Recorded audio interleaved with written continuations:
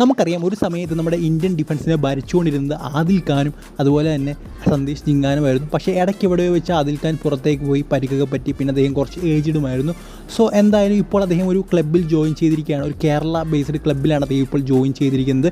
എന്തായാലും അത് ഏത് ക്ലബ്ബാണ് എന്നറിയുന്നതിന് മുമ്പ് തീർച്ചയായിട്ടും നിങ്ങൾ ഈ ഒരു ചാനൽ സബ്സ്ക്രൈബ് ചെയ്യുക. അതുപോലെ നിങ്ങളുടെ ലൈക്ക് എന്ന് പറയുന്നത് വളരെയധികം ഇമ്പോർട്ടൻ്റ് ആണ്. സോ നിങ്ങൾ സബ്സ്ക്രൈബ് ചെയ്തില്ലെങ്കിൽ പോലും ലൈക്ക് ഉറപ്പായിട്ടും ചെയ്യുക, അത് വളരെയധികം ഇമ്പോർട്ടൻ്റ് ആണ്. ഞാൻ നേരത്തെ പറഞ്ഞ പോലെ എന്തായാലും ആദിൽ ഖാനുമായിട്ട് ബന്ധപ്പെട്ട ന്യൂസ് മാത്രമല്ല KBFCയുമായിട്ട് ബന്ധപ്പെട്ട ന്യൂസും ഉണ്ട്. സോ അതെല്ലാം അറിയുന്നതിന് വേണ്ടി ഉറപ്പായിട്ടും ലൈക്ക് ചെയ്തിട്ട് വീഡിയോ തുടർന്ന് കാണാനായിട്ട് ശ്രമിക്കാം. എന്തായാലും ആദിൽ ഖാൻ്റെ കാര്യം തന്നെ പറയാം. അദ്ദേഹം കണ്ണൂർ സ്ക്വാഡ് FC എന്ന് പറയുന്ന കേരള സൂപ്പർ ലീഗ് ക്ലബ്ബിൽ ജോയിൻ ചെയ്തിരിക്കുകയാണ്. സോ ഉറപ്പായിട്ട് നല്ലൊരു സൈനിങ് എന്ന് തന്നെ പറയണം. അദ്ദേഹത്തിൻ്റെ കളി ഇപ്പോഴത്തെ എങ്ങനെയാണെന്ന് അറിയില്ല.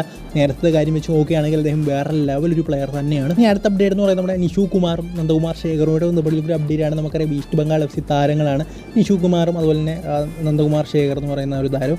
എന്തായാലും നിഷു കുമാർ അടുത്ത സീസൺ ഫുള്ളായിട്ട് മിസ് ചെയ്യും എന്നാണ് നമുക്കിപ്പോൾ അറിയാൻ സാധിക്കുന്നത്. അതുപോലെ തന്നെ നന്ദകുമാർ ശേഖറിന് 2 മാസത്തോളം ഇന്ത്യൻ സൂപ്പർ ലീഗ് കളിക്കാൻ പറ്റിയില്ലെന്ന് വരാമെന്ന് ഇപ്പോൾ പറഞ്ഞു കേൾക്കുന്നുണ്ട്.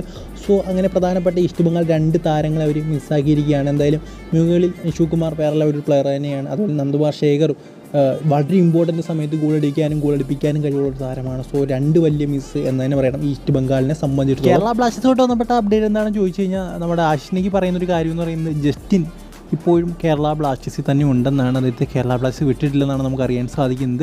കാരണം അദ്ദേഹത്തിന് വലിയ സാലറി ഒന്നും ഇല്ല, അതുകൊണ്ട് തന്നെ അദ്ദേഹത്തെ കേരള ബ്ലാസ്റ്റേഴ്സ് വെച്ചിരിക്കുകയാണ്. എപ്പോഴെങ്കിലും ഒരു ആവശ്യം വരികയാണെങ്കിൽ ബ്ലാസ്റ്റേഴ്സിന് വിളിക്കാൻ വേണ്ടിയിട്ട് അല്ലെങ്കിൽ ഒരു റിസർവ് ടീമിൽ കളിപ്പിക്കാം, അല്ലെങ്കിൽ ലോണിൽ വിടാം, അങ്ങനെയൊക്കെ ബ്ലാസ്റ്റേഴ്സ് ഇപ്പോൾ അദ്ദേഹത്തെ കയ്യിൽ തന്നെ വെച്ചിരിക്കുകയാണെന്നാണ് ഇപ്പോൾ അറിയാൻ സാധിക്കുന്നത്. പിന്നെ നമുക്ക് ട്രാൻസ്ഫർ മാർക്കറ്റ് എടുത്ത് നോക്കിയാൽ ഇപ്പോഴും അദ്ദേഹം ഒരു കേരള ബ്ലാസ്റ്റേഴ്സ് താരമായിട്ടാണ് കാണാൻ സാധിക്കുന്നത്. So Justin still KBFC player എന്ന് തന്നെ പറയണം. മിക്കവാറും റിസർവ് ടീമിലും ലോണിലും ഒക്കെ ഇങ്ങനെ വിട്ടുകൊണ്ടിരിക്കുകയാണ്. ഫ്യൂച്ചറിൽ എപ്പോഴെങ്കിലും അതിൻ്റെ കളി ടോപ്പ് ആവുകയാണെങ്കിൽ ബ്ലാസ്റ്റേഴ്സ് അത് സ്വന്തമാക്കും എന്ന് തന്നെയാണ് എനിക്ക് തോന്നുന്നത്, അല്ലെങ്കിൽ മെയിൻ ടീമിൽ കളിപ്പിക്കുമെന്ന് തന്നെയാണ് തോന്നുന്നത്. ഒരു ടാലൻ്റുള്ള പ്ലെയർ തന്നെയാണ് ജസ്റ്റിൻ.